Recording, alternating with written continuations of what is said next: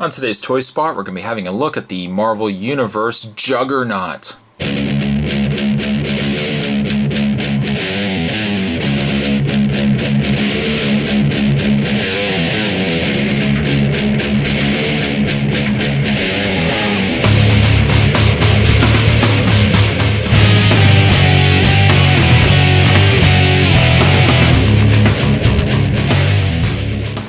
Oh yeah, I had to get this guy.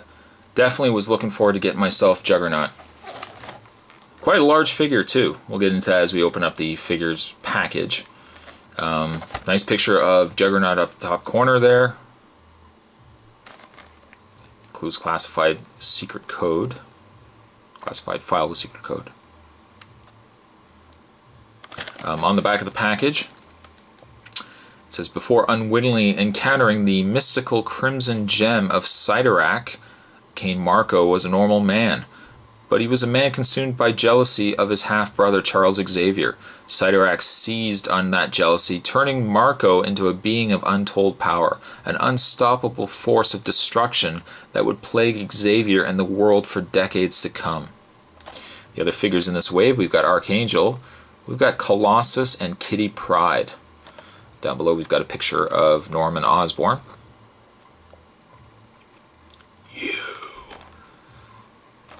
But that's packaging on Juggernaut.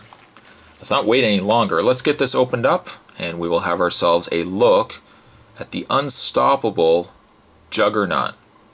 Stay tuned, guys.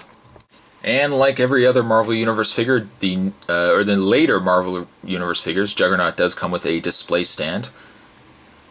Juggernaut 014. Normally I would say these are good stands, as I think a couple of people have already mentioned in their reviews of this guy. First of all, the hole on his feet, a little harder to find just for all the texture underneath there.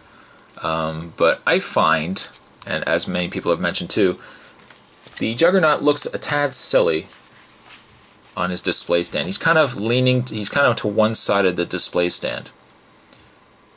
You may not necessarily want him on his display stand. I don't know. I might keep him. I don't know. I might just have him separately. But he's definitely very large, and his display stand kind of gets lost. We'll just take him off the display stand here. Figure-wise, he looks nice. He definitely looks quite nice. I love the damaged scuff, the scratches, everything else on his helmet. It looks worn down. He's definitely been ramming a lot of things. That sounds terrible. Unfortunately, that detail work doesn't carry over anywhere else on the figure. The rest of the figure is just a basic brown with a bit of a dark gray wash. It also looks like he's got dirty elbows. You gotta clean those, man. Gotta keep those elbows clean. But the figure is very nice.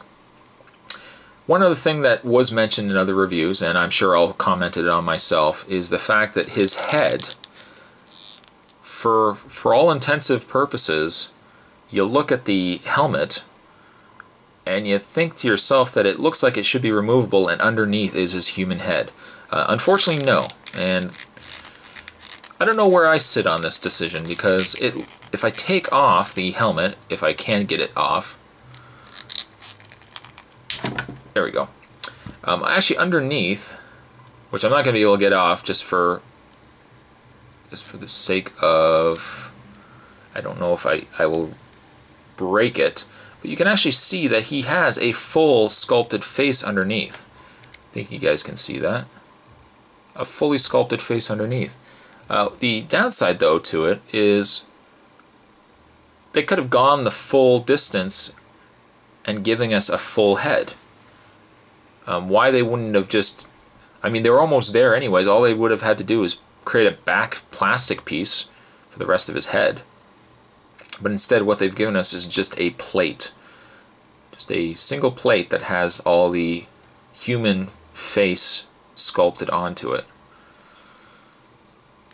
So I mean, that's one downside to it. It's not a big deal.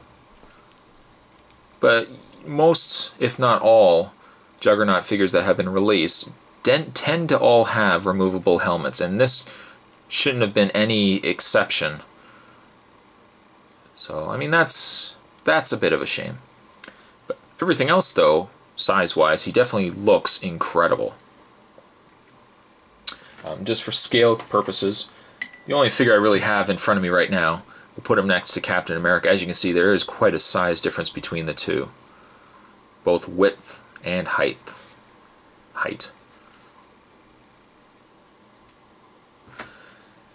In the way of his articulation, he has movement in the head. You can't really lift or lower, you can lower the head, but you can't really lift it just due to the way it's sculpted. But you can rotate it left and right. He has ball jointed shoulders.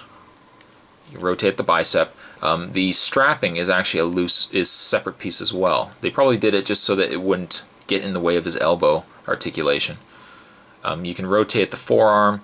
No articulation in the hand, so you can't really do anything with that.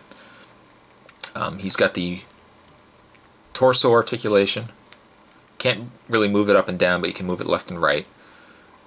His legs are a little iffy. You can rotate the thigh. You can bend the knee at 2 points. You can rotate the foot. You can bend or rotate the leg. You can bend at the foot. But then right around here, they've got this weird articulation where you can't really do too much with it. You can kind of move it, but it just feels like the whole time the figure's fighting with you. And for how large it is and probably how small these pegs are underneath, I wouldn't force it too much. It might break right off. So you can't really move his legs out.